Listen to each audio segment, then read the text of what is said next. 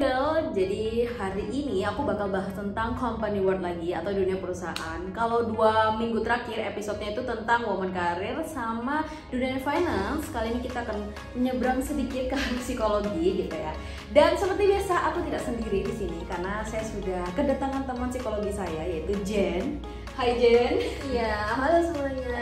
Nama aku Jennifer. Kebetulan aku juga kerja di Jakel sebagai marketing, tapi lulusannya psikologi. Nah, jadi agak menyimpang kan? Iya, menyimpang. Kuliahnya psikologi, sarjana psikologi, digital marketing kerjanya ya. Benar.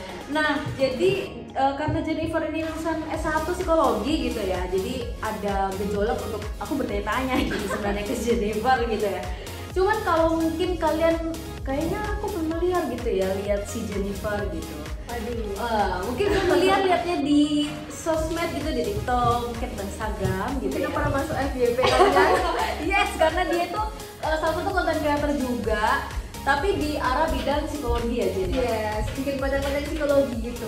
Edukasi, jadi buat rekan-rekan juga mungkin bisa kepoin gitu ya. Mungkin dari nonton kontennya Jen bisa dapat edukasi. Ngomong-ngomong soal psikologi ya Jen ya, aku tuh kemarin beberapa hari lalu tuh sempet diceritain gitu loh sama teman aku gitu ya, bahwa teman aku nih, entah teman aku atau temennya gitu, dia tuh kena perilaku gaslighting gitu. Nah, sebagai orang awam yang nggak ngerti, aku tuh ya kepo dong, kayak maksudnya gaslighting itu apa sih dan apa dampak-dampak atau faktor-faktornya gitu. Oke, jadi bener juga nih, gaslighting ini lagi trending nggak sih belakangan ini? Kayak sering banget dengar kata-kata gaslighting.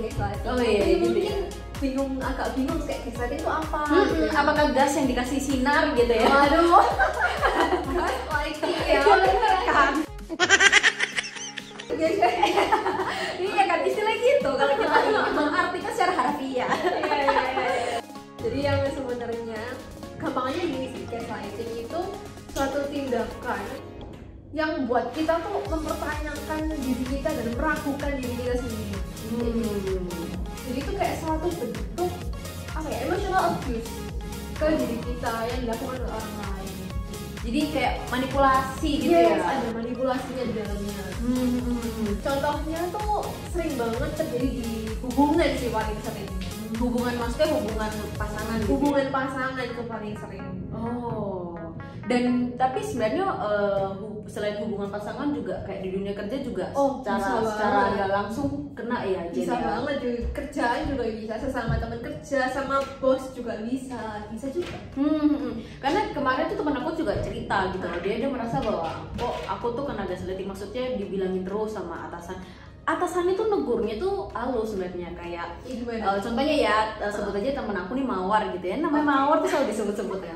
Jadi kayak Mawar tuh negur gitu kan, atasannya tuh negur kayak kok ngelakuin kesalahan gitu loh, padahal kesalahannya itu kata kalau dari temen aku tuh beda gitu loh, maksudnya nggak yang gimana gitu loh, tapi bosnya itu negur tapi dibuat bercanda gitu loh. Aduh, Mawar nih logikanya nggak main ya. Jadi bercanda tapi secara bercanda, dan orang-orang tuh menganggap oh itu lucu bahwa bosnya tuh memang nggak benar-benar negur dia gitu loh. Nah, tapi dia merasa bahwa kok kayaknya aku kena gaslighting banget gitu loh. Karena dia akhirnya kayak aduh aku memang ceroboh, aku memang nggak bisa ini, nggak bisa itu. Jadi meragukan diri sendiri, jadi insecure gitu. Iya. Nah, pertanyaannya adalah emang orang yang korban gaslighting itu emang bisa ngerti ya Jen ya? Kalau aku kena kalau aku tuh kena kondisi itu gaslighting. Harus peka sih sebenarnya. Soalnya kalau misalkan kita ditegur, itu antara dua hal. Yang pertama kita benar-benar salah, yang pantas ditegur tuh. Atau yang kedua, emang itu gaslighting. Nah, itu kita harus peka di sana. Kalau misalnya contoh gaslightingnya itu sebenarnya seperti apa sih contohnya itu? Apakah seperti temanku tadi tuh? Misalkan Sharon lagi ada masalah sama temen kerja, terus Sharon ngomong sama atasannya, si B itu loh kayak gitu. Terus misalkan atasannya, oh iya kak si B kayak gitu, jangan-jangan kamu kali yang sensitif, kamu terlalu sensitif mungkin. Jadi kan kamu jadi mempertanyakan tuh, si B beneran salah nggak ya? Apa jangan-jangan aku yang sensitif? Kayak gitu. Padahal sebenarnya si B itu salah. Benar. Jadi kamu kayak meragukan diri sendiri, mungkin aku ya yang salah ya, bukan si B gitu.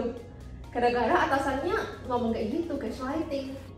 Dan juga kalau di pasangan itu kayak lagi selingkuh biasanya kan, suami kan lagi happening ya, lagi happening gitu kan, apalagi sampai KDRT, wah, aduh, ngikutin banget guys, lambetit, yang lagi trending di iya. Twitter sekarang. Pasti orang-orang kalau yang selingkuh tuh pasti bilang, ya gara-gara kamu sih aku kayak gini. Ya. Itu juga perlakuan berarti. Bener, itu gaslighting banget.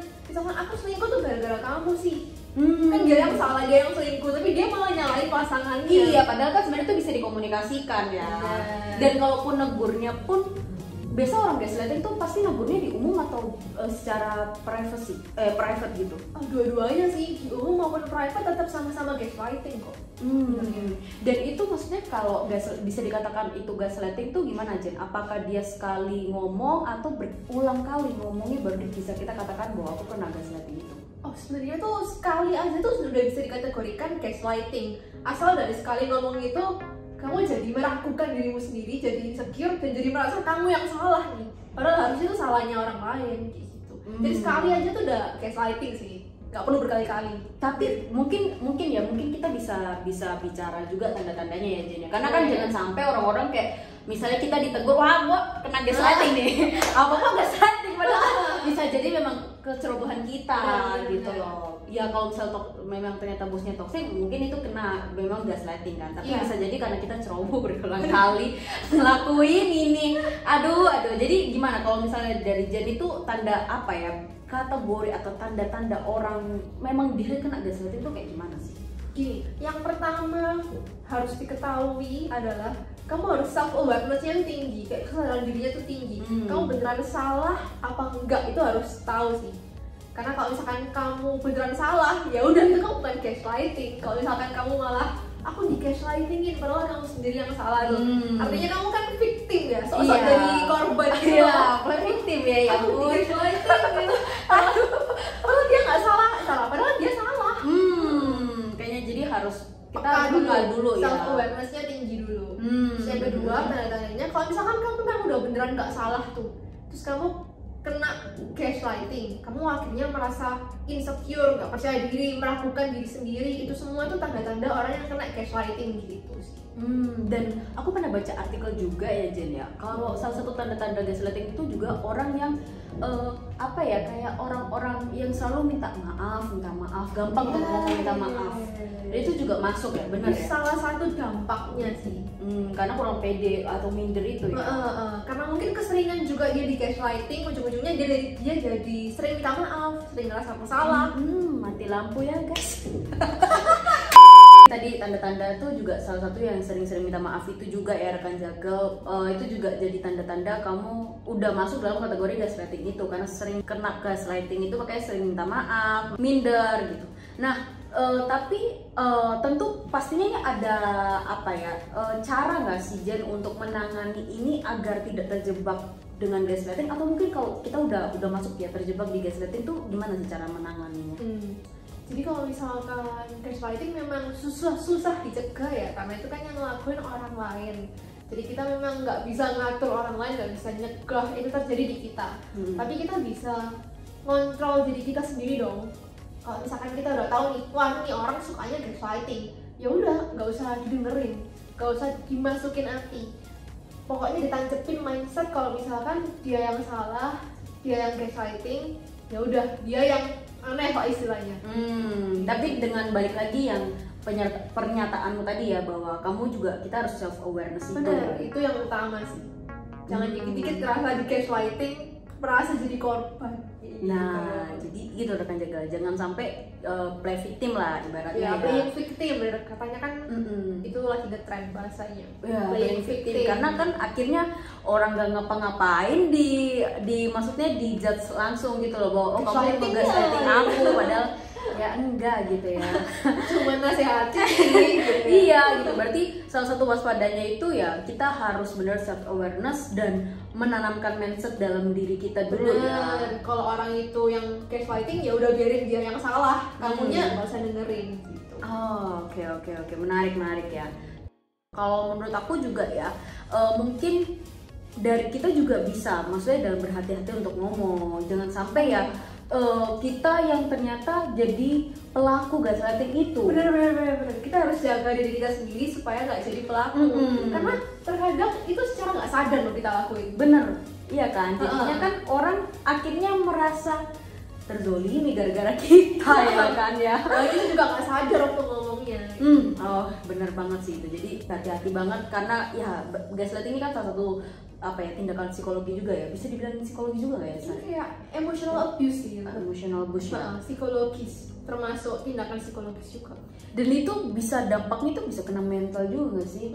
Kalau misalkan gaslightingnya sampai parah banget ya, sampai kena mental, bisa-bisa jadi depresi gara-gara gaslighting kalau parah banget ya. Biasanya aku tuh sering dengar ini tuh di keluarga gitu. Tapi ternyata kan ada juga loh di dunia kerja seperti itu. Jadi ya ini untuk rekan jagal tuh harus berhati-hati banget ketika kamu ketemu orang yang ya itu emotional abuse ke kita gitu, atau dari kita juga gitu loh, harus hati-hati dalam kita berbicara juga gitu rekan jagal. Dan mungkin kalau misalnya kamu merasa nih kayak tadi kan sudah dijelaskan Jen ya bahwa ada tindakan-tindakan apa aja, kategori-kategorinya apa aja, dan gimana sih supaya kita nggak masuk dalam situ. Mungkin kalian bisa mempraktekkan itu gitu ya rekan jagal. Jadi buat kalian yang mungkin di luar sana yang lagi nonton sekarang dan kamu merasa kayak aku salah satu orang pelaku atau korban gaslighting itu, ya semangat ya. Kalau bagi kamu yang korbannya, semoga cepat keluar dari emotional abuse ini. Tapi kalau kamu pelakunya, mohon bertobat karena itu sebenarnya nggak baik banget, karena kamu bisa mematikan karakternya orang juga. Ya kan, membunuh mental orang.